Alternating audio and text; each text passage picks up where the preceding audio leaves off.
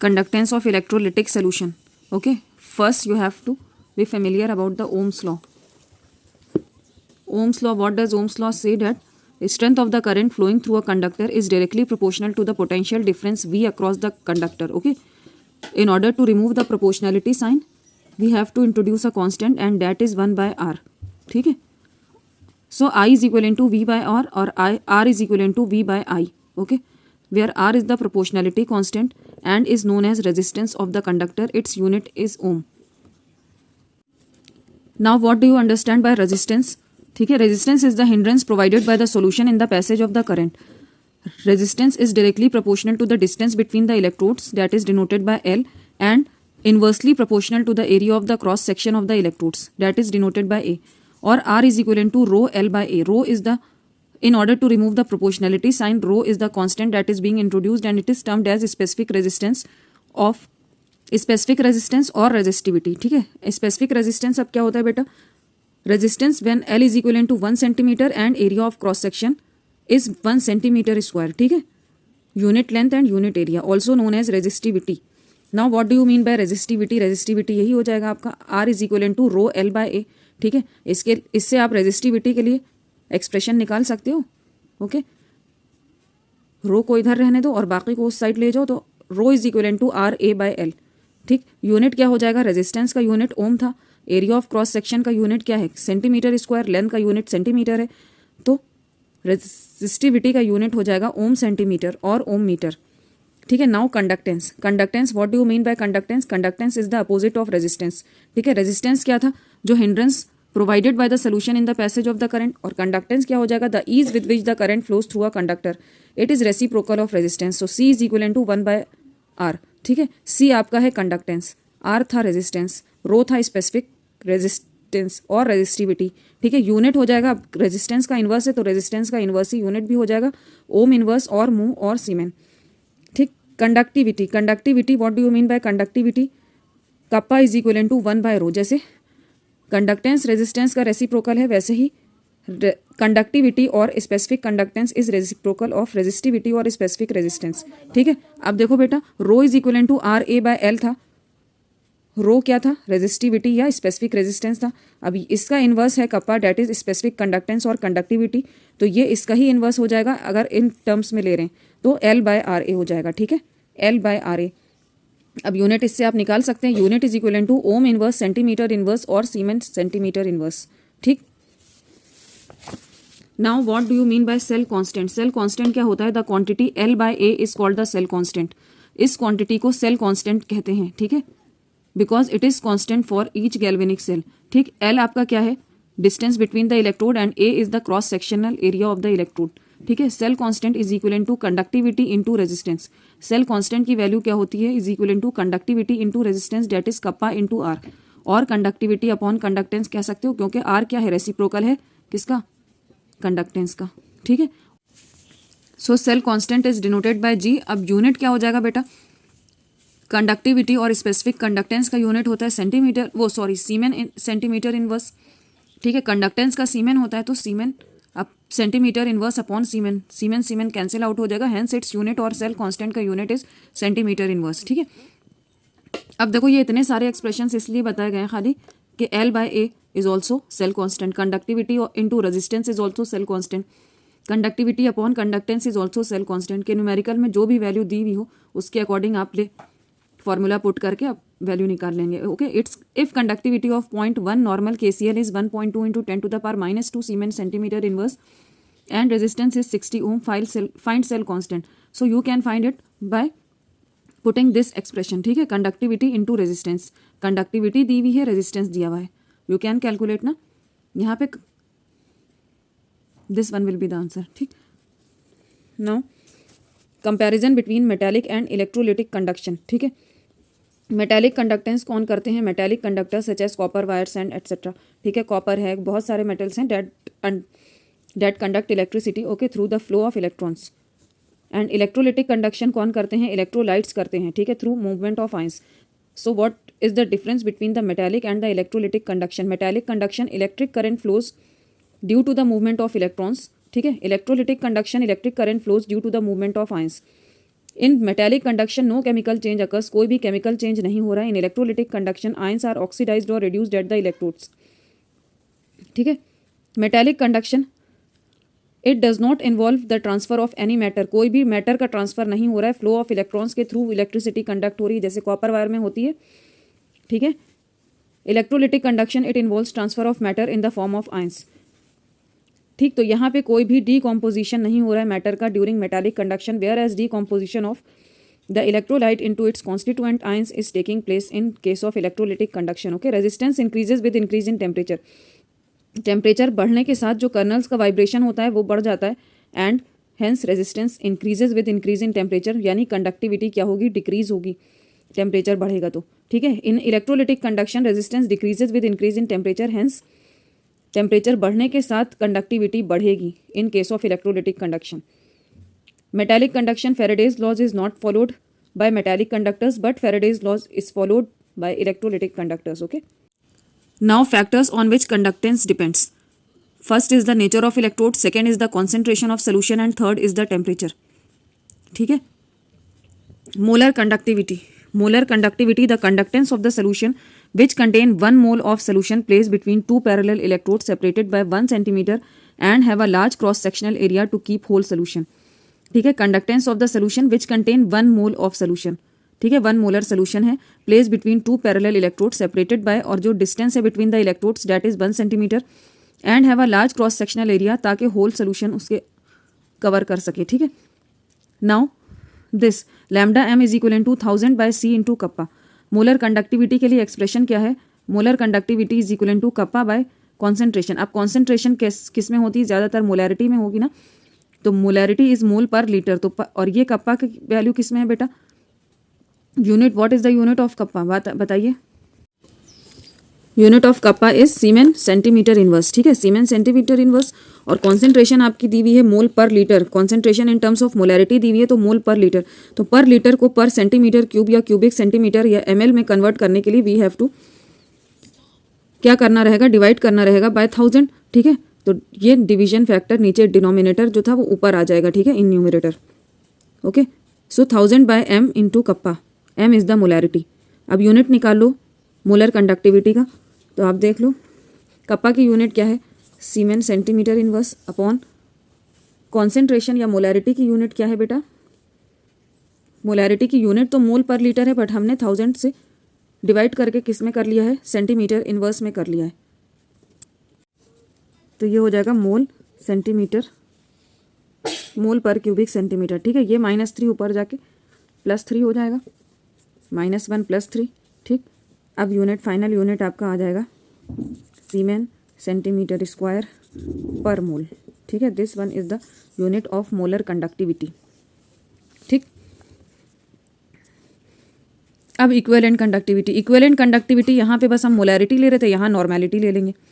ठीक है. पर ग्राम इक्विवेलेंट हो जाएगा, वहाँ पर मोल था, मोलर कॉन्सेंट्रेशन था, यहाँ पे 1 ग्राम इक्विवेलेंट लेंगे, बस यही डिफरेंस है. ठीक है. And it is denoted by lambda EQ.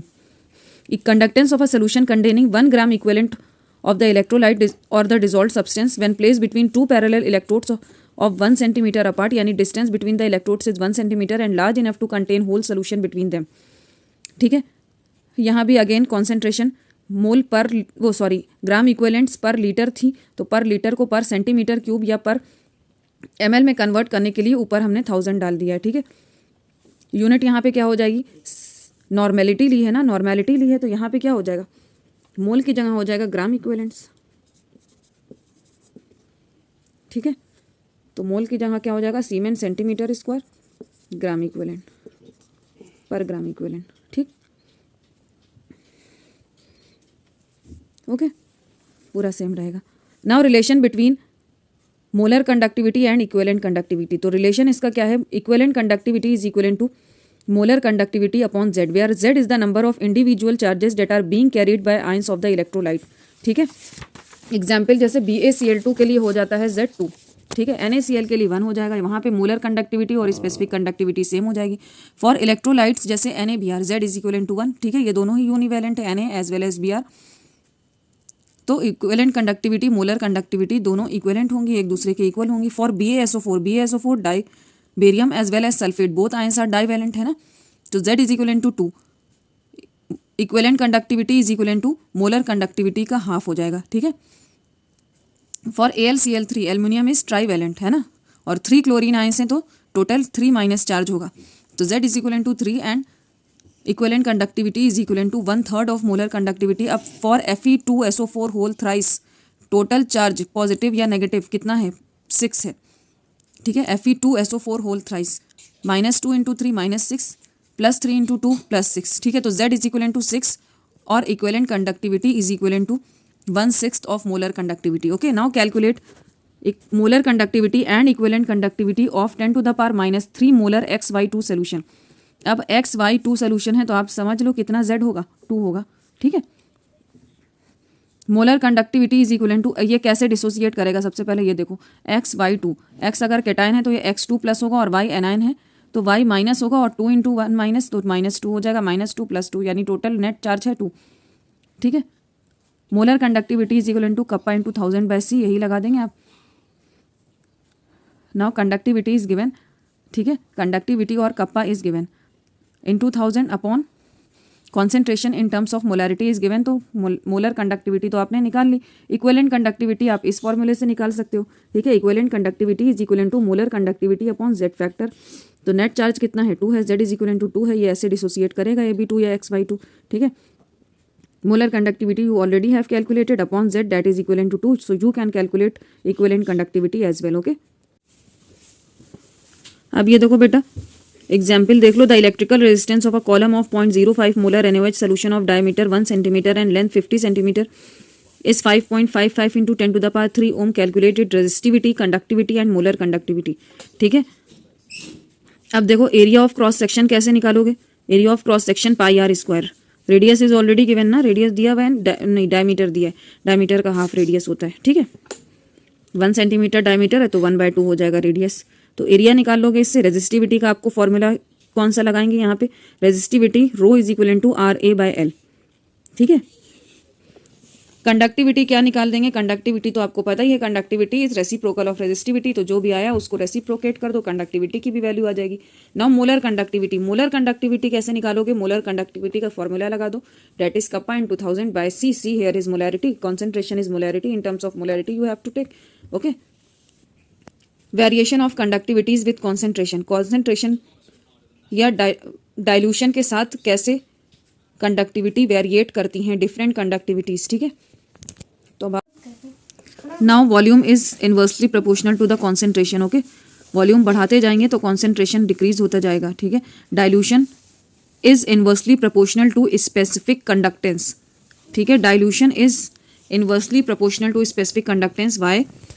अब देखो कंडक्टिविटी और conductance of 1 centimetre cube of the solution on dilution the number of ions per unit volume decrease हो रहे हैं कि नहीं, हम डाइल्यूशन करते जा रहे हैं, वॉल्यूम बढ़ाते जा रहे हैं, तो number of ions per unit volume decrease हो रहे हैं, हेंस कंडक्टिविटी और conductance of 1 centimetre cube of the solution decreases on increasing the volume. Okay, now volume increases, concentration decreases, but and kappa also decreases, hence conductivity और specific conductance क्या हो रहा है कि कंडक्टिविटी किसके साथ कम हो रही है, वॉल्यूम बढ़ाने के साथ। Okay, now volume increases, concentration decreases, but molar conductivity increases as well as equivalent conductivity also increases. Why, ऐसा क्यों हो रहा है, मोलर कंडक्टिविटी और conductance of solution containing 1 mole of the electrolyte, ठीक है, या इक्विवेलेंट कंडक्टिविटी और conductance of solution containing 1 gram equivalent of the electrolyte increases with dilution. Why, because increase in dilution lead to the improved mobility of ions, ions की ionic mobility बढ़ जाती है on dilution, and reduced inter ionic interaction, जो inter ionic interaction है वो कम होता है, ठीक है, allowing ions to move freely and hence contributing to higher conductance, और आयनिक मोबिलिटी ही तो लीड कर रही है क्या, कंडक्टिविटी, ठीक है, तो कंडक्टेंस भी बढ़ेगी। तो अंडरस्टूड, वाई कंडक्टिविटी और the specific conductance decreases on increasing volume, but molar conductivity and equivalent conductivity increases on increasing volume। क्यों, क्योंकि बेटा conductivity is the conductance of 1 centimeter cube of the solution, तो per unit volume ions, number of ions कम हो रहे हैं on increasing the volume, ठीक है, but molar conductivity and equivalent conductivity क्या होती है, कंडक्टेंस ऑफ सोल्यूशन, पूरी सोल्यूशन का ही conductance containing 1 mole or 1 gram equivalent of the electrolyte. Increase in dilution lead to improve ionic mobility and reduced inter-ionic interaction, allowing the ions to move freely. जब ionic mobility बढ़ रही है तो conductance भी बढ़ेगी, because conductance किसके directly proportional है, movement of ions के. Okay. Now when the concentration approaches zero, that is when volume tends to infinity, यानी वॉल्यूम बहुत बढ़ जाएगा. Conductivity reaches a limiting value known as the limiting molar conductivity and it is denoted by lambda m naught. ठीक है. जब concentration approaches zero और v tends to infinity, the molar conductivity reaches a limiting value, और उसको हम बोलते हैं lambda m naught. The molar conductivity at that instance is termed as lambda m naught और द लिमिटिंग मोलर कंडक्टिविटी. ठीक है. अब variation in lambda m with concentration for strong and weak electrolytes दोनों के लिए अलग अलग होता है. For strong electrolytes, but practically strong electrolytes completely dissociate at all concentration. For strong electrolyte, molar conductivity increases slowly with dilution. This can be represented by the equation Debye-Hackel-Onsager equation, that is lambda m is equivalent to lambda m naught minus a under root c. If we plot lambda m against under root c, we get a straight line with slope as minus a and intercept as lambda m naught. ठीक है.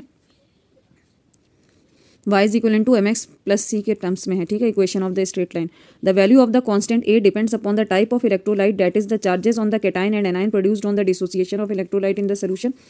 ठीक. अब ये देखिए, ये graph है.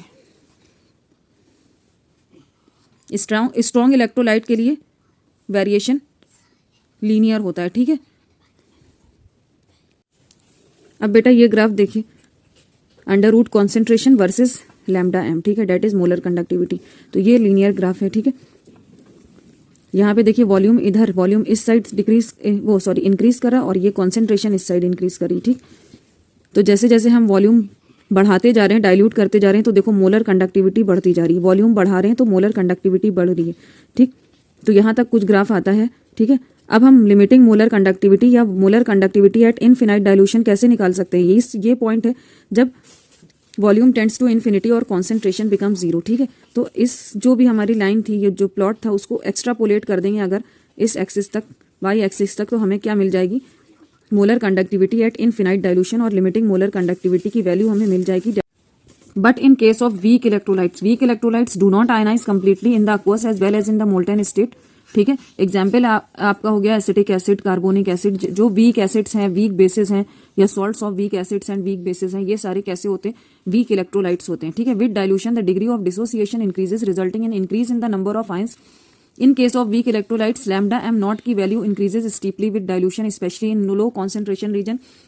अगर हम प्लॉट करते हैं ये सारी वैल्यूज को, तो बेटा एट अ पर्टिकुलर इंस्टेंस, अभी ये देखो, the graph of the weak electrolyte in a plot of lambda m against under root c becomes parallel to the y axis. Y axis के पैरेलल हो जाता है. So the limiting molar conductivity of a weak electrolyte can not be determined by extrapolation of the plot. इसको हम extrapolate करके, ठीक है, नहीं निकाल सकते हैं क्या, value of limiting molar conductivity. Okay.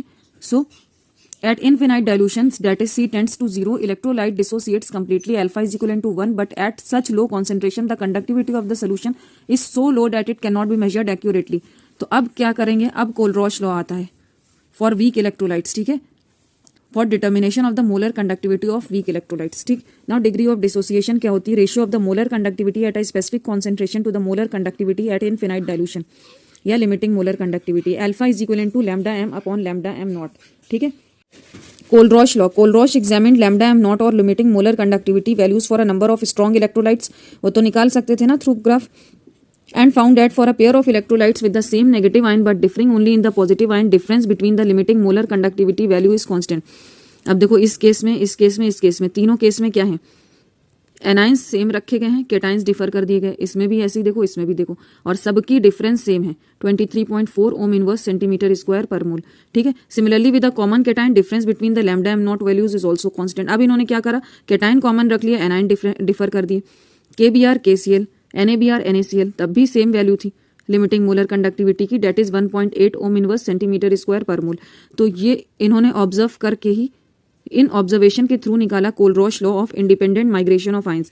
तो ये क्या कहता है, limiting molar conductivity of an electrolyte is the sum of the individual contributions of the cation and the anion of the electrolyte. यानी जो लिमिटिंग मोलर कंडक्टिविटी पूरे electrolyte की होती है, वो सम होती है of the individual contribution of the cation and the anion of the electrolyte, यानी केटाइन की अपनी इंडिविजुअल मोलर कंडक्टिविटी है, एनाइन की अपनी, ठीक है, उन दोनों का सम दे रहा है इन molar conductivity of the electrolyte, limiting molar conductivity of the electrolyte. Okay, तो where lambda m naught NaCl is the molar conductivity of NaCl at infinite dilution and lambda not Na plus and lambda not Cl minus limiting molar conductivities इन दोनों की अपनी individual है, ठीक है. In general if an electrolyte produces V plus cations, V plus cations यानी कि number of cations है ये, दिस फ्रीक्वेंसी है ये कैटाइंस की, ठीक है. Nu plus and nu minus, ये फ्रीक्वेंसी कैटाइन और एनाइन की है. In the above equation becomes lambda m naught is equal to nu plus lambda naught plus and nu minus lambda naught minus, यानी number of cations into individual molar conductivity of cation plus number of anions into individual molar conductivity of anion. Applications of Kohlrausch law. Applications of Kohlrausch law में क्या आ जाएंगे? सबसे first application is the molar conductivity of weak electrolyte at infinite dilution can be calculated by using Kohlrausch law. Degree of dissociation of weak electrolyte that like acetic acid at a given concentration can be calculated. And knowing the degree of dissociation, the dissociation constant of the weak electrolyte at a given concentration of the solution can be calculated. ठीक है. Solubility of sparingly, क्योंकि अब देखो degree of dissociation weak electrolytes के लिए 1 नहीं होती है, ठीक है. तो हम इनफिनाइट डाइल्यूशन पे अगर हम molar conductivity at infinite dilution पता कर लेते हैं तो अल्फा और डिग्री ऑफ डिसोसिएशन का फॉर्मूला क्या होता है? Limiting molar conductivity, molar conductivity upon limiting molar conductivity, ठीक है. तो इसके थ्रू हम डिग्री ऑफ डिसोसिएशन निकाल सकते हैं. स्ट्रॉन्ग इलेक्ट्रोलाइट्स के लिए तो डिग्री ऑफ डिसोसिएशन या अल्फा 1 ही होती है because they completely dissociate into ions, ठीक है. वीक इलेक्ट्रोलाइट की degree of dissociation less than 1 होती है, ठीक. अब जब डिग्री ऑफ डिसोसिएशन निकाल लिया तो डिसोसिएशन कांस्टेंट भी निकाल लेंगे. कैसे? C alpha square upon 1 minus alpha. Dissociation constant is equal to c alpha square minus upon 1 minus alpha, ठीक है. Solubility of sparingly soluble salts can be calculated as solubility is equivalent to this. Sparingly soluble salts जो होते हैं उनकी solubility भी हम calculate कर सकते हैं. कैसे? Kappa into 1000 upon limiting molar conductivity और यूनिट हो जाएगा मोल पर लीटर, ठीक. अब हम कुछ देखो न्यूमेरिकल देख लो. कैलकुलेट कैसे हम निकाल रहे हैं molar conductivity at infinite dilution for weak electrolyte. Weak electrolyte इस केस में है CH3COH और एसिटिक एसिड. अब limiting molar conductivity through experiments ये निकली हुई हैं ऑलरेडी, ठीक है. स्ट्रॉन्ग इलेक्ट्रोलाइट्स की जैसे HCl, NaOH and CH3CONA that is sodium acetate, ठीक है. ये ऑलरेडी निकली हुई हैं. अब कोलरॉश लॉ अप्लाई करके हम क्या करेंगे? लैम्डा एम नॉट CH3COH कैसे निकालेंगे? Lambda m not CH3CONA. अब देखो इसमें कौन कौन से एनाइन और कैटाइन है? Cation here is H plus and A9 here is acetate, ठीक है. तो हम मोलर कंडक्टिविटी सोडियम एसिटेट की लेंगे, उसमें ऐड कर देंगे मोलर कंडक्टिविटी HCl की. अब हमें क्या क्या नहीं चाहिए? हमें Na चाहिए नहीं, Cl चाहिए नहीं. तो NaCl की मोलर कंडक्टिविटी जो हमें पता है ऑलरेडी इसमें से माइनस कर देंगे, ठीक है. तो हमें मिल जाएगी क्या? Molar conductivity at infinite dilution किसकी? एसिटिक एसिड की, ठीक है. यही करा है. Okay. Now example 3. Conductivity of 0.00241 molar और this acetic acid solution is this. Calculate its molar conductivity in this solution. और molar conductivity at infinite dilution of acetic acid is इतना. What would be its dissociation constant? अब बेटा kappa की value is already given, that is 7.896 into 10⁻⁵ semen centimetre inverse. Molar conductivity at infinite dilution of acetic acid is given. Molarity या concentration is also given, ठीक है. तो आप अब क्या निकाल सकते हो? Molar conductivity you can calculate ना. कैसे निकाल लोगे? कप्पा इंटू 1000 अपॉन कॉन्सेंट्रेशन, सारी वैल्यूज पुट करके निकाल लो, ठीक है. अब आपकी मोलर कंडक्टिविटी की वैल्यू आ गई तो इससे आप डिग्री ऑफ डिसोसिएशन निकाल सकते हो. डिग्री ऑफ डिसोसिएशन कैसे? Molar conductivity at concentration C upon molar conductivity at infinite dilution. इन दोनों के रेशियो से हमें क्या मिल जाएगा? Degree of dissociation we can calculate. अब डिग्री ऑफ डिसोसिएशन भी मिल गई. अब डिसोसिएशन कांस्टेंट निकाल लेंगे एसिटिक एसिड का. अब एसिटिक एसिड कैसे डिसोसिएट करेगा? फर्स्ट एसिटिक एसिड की कॉन्सेंट्रेशन C थी और एसिटेट आयन और H प्लस आयन की 0 थी, ठीक है. अब आफ्टर टाइम T, ठीक है. इनिशियली इतनी थी कॉन्सेंट्रेशन C थी, डिसोसिएट नहीं हुआ था. आफ्टर टाइम T या फाइनल और तब कॉन्सेंट्रेशन ऑफ आयंस क्या हो जाएगी? कॉन्सेंट्रेशन ऑफ एसिटिक एसिड हो जाएगी C माइनस C अल्फा, यानी जितना भी डिसोसिएट करा है उतनी कॉन्सेंट्रेशन कम हो जाएगी, ठीक है. अब एसिटिक एसिड और H प्लस दोनों ही यूनिवैलेंट है तो C अल्फा, ओके. अब आप निकाल लो डिसोसिएशन कांस्टेंट. डिसोसिएशन कांस्टेंट कैसे निकल आएगा? This one C alpha dot C alpha और C alpha square upon 1 minus alpha. C alpha square upon 1 minus alpha. Concentration already given है, कॉन्सेंट्रेशन दी भी थी. अल्फा आप निकाल चुके हो ऊपर से, ठीक है. That is 0.0838. तो बेटा 0.0838 या 8.4 into 10⁻², either you can take, और सी अल्फा स्क्वायर है, c alpha square upon 1 minus alpha, 1 minus alpha, alpha की वैल्यू यहाँ पुट कर दो, आंसर आ जाएगा आपका 1.86 इंटू 10⁻5, और ये क्या है, डिसोसिएशन कांस्टेंट की वैल्यू है। ओके